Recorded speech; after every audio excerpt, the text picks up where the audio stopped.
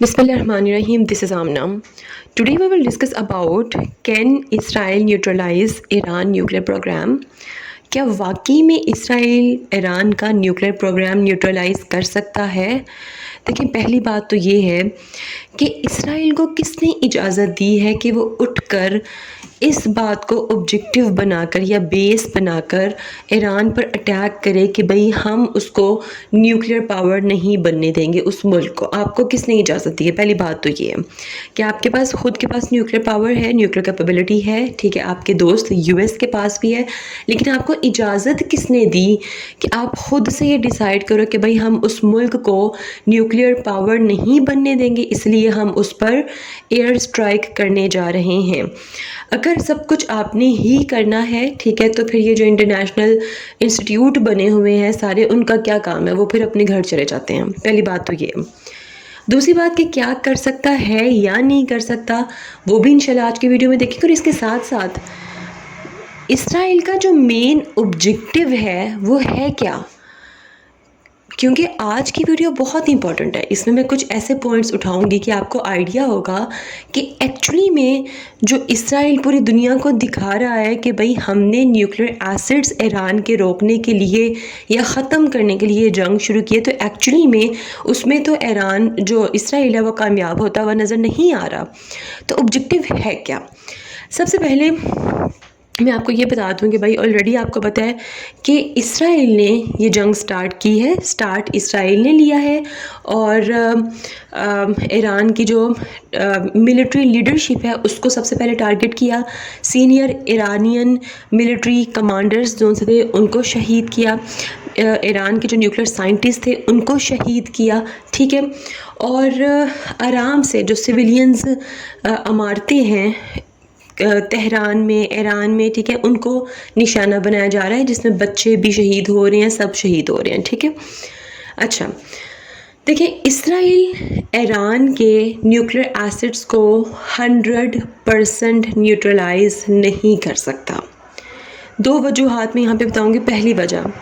पहली बात, अगर आप न्यूक्लियर फैसिलिटीज़ को नुकसान पहुँचा भी रहे हैं तब भी Iran has master itself in uranium enrichment technology.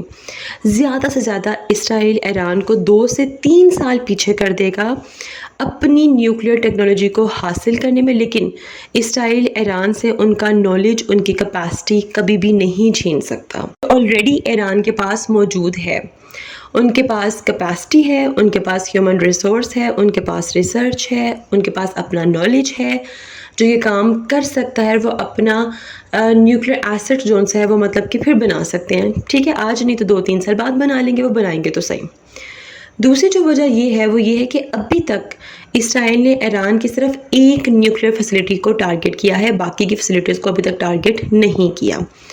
तो सवाल ये पैदा होता है कि सही तरह से अगर इसराइल ईरान की न्यूक्लियर फैसिलिटीज़ को भी टारगेट नहीं कर पा रहा तो इस जंग का ऑब्जेक्टिव है क्या?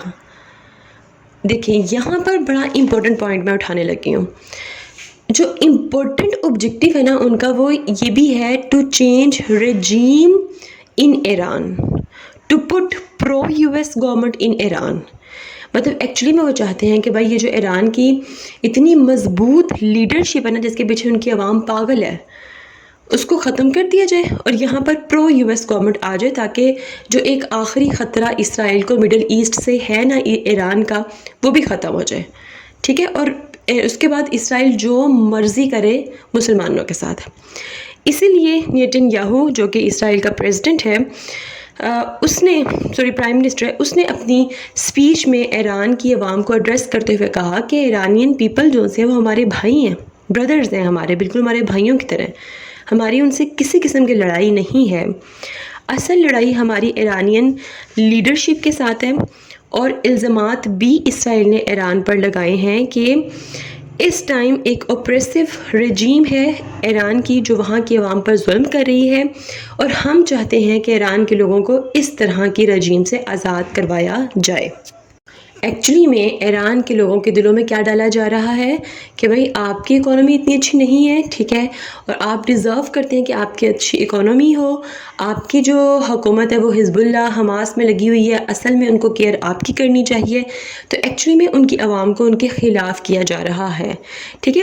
تو کلیئر آبجیکٹیو آپ کو مطلب کہ نظر آ گیا کہ ایران کو دو فرنٹ کے اوپر انگیج کرنے کی کوشش کر رہا ہے اسرائیل. ایک ایکسٹرنل فرنٹ ہے اور ایک ہے انٹرنل فرنٹ. اگر میں ایکسٹرنل فرنٹ کی بات کروں تو to pull Iran in the war with United state of America as well as Israel and it's allies.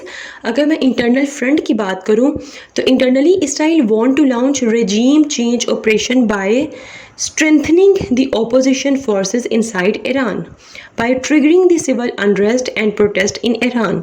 مطلب ایران میں آلریڈی جو اپوزیشن فورسز ہیں ان کو ایرانین رجیم کے اگینسٹ کر کے اور ایران میں پروٹیسٹ انریسٹ جیسی کنڈیشن کر کے حکومت کو اتروانا ہے. اسی لیے دیکھیں اس میں یو ایس اور جو ایران ہے دونوں جو سے وہ بہت مہارت رکھتے ہیں، اور یو ایس جو سے وہ ایسی بہت سی رجیم چینج جو آپریشنز ہیں وہ لانچ کر چکا ہے. آپ کو آلریڈی پتہ ہے عراق میں بھی اس نے کیا تھا، ٹھیک ہے. اچھا، لیکن فی الحال جو عوام کا حال ہے ایران کی اور اسرائیل کی، میں آپ کو بتا دیتی ہوں کہ جو ایران کی عوام ہے نا وہ اس ٹائم بے خوف ہو کر شہادتیں حاصل کرنے کے لیے سڑکوں پر نکلی ہوئی ہے، ٹھیک ہے. اور جو اسرائیل کی عوام ہے نا وہ اس ٹائم موت کے ڈر سے بچنے کے لیے ٹنلز میں چھپ رہے ہیں کہ بھائی کہیں مطلب کہ بومب کوئی ایسی عمارتیں جہاں پہ مطلب کہ بومب سے سیکیور ہو سکے وہاں پر وہ چھپ رہے ہیں، ٹھیک ہے.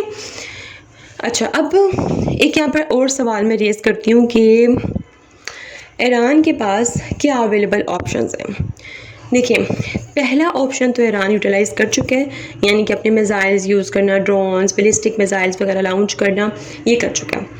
دوسرا جو آپشن ہے وہ بہت خطرناک ہے، جس پر چائنا، رشیا، مڈل ایسٹ کے ممالک پوری اپنی ڈپلومیٹک ایفرٹس کر رہے ہیں کہ ایران کو روکا جائے، ٹھیک ہے. بٹ ایران سٹل کیا کہہ رہا ہے کہ بھائی میں ابھی تک کسی کے ساتھ بھی ڈپلومیٹک ایفرٹس نہیں کروں گا تب تک کہ جب تک اسرائیل اپنی جارحیت جو ان سے وہ روک نہیں لیتا، ٹھیک ہے.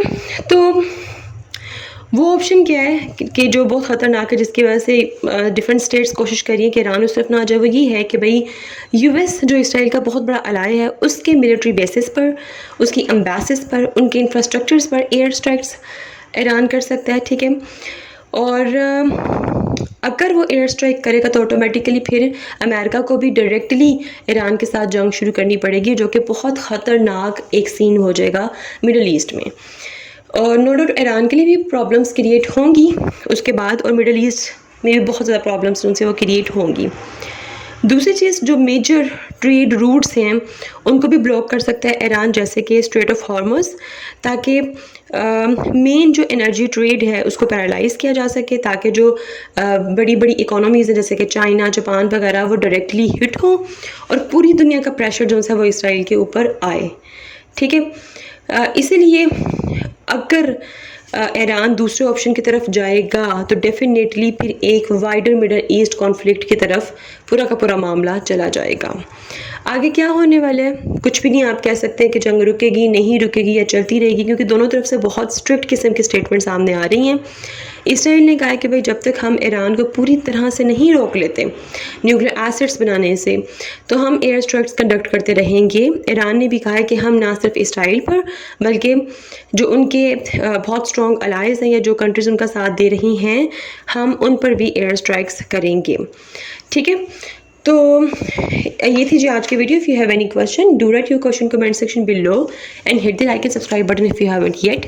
ملتے ہیں نیکسٹ ہاٹ ایشو کے ساتھ. انٹل دین مجھے اپنی دعا میں یاد رکھیے گا. اسٹے ٹیونڈ اینڈ اللہ حافظ.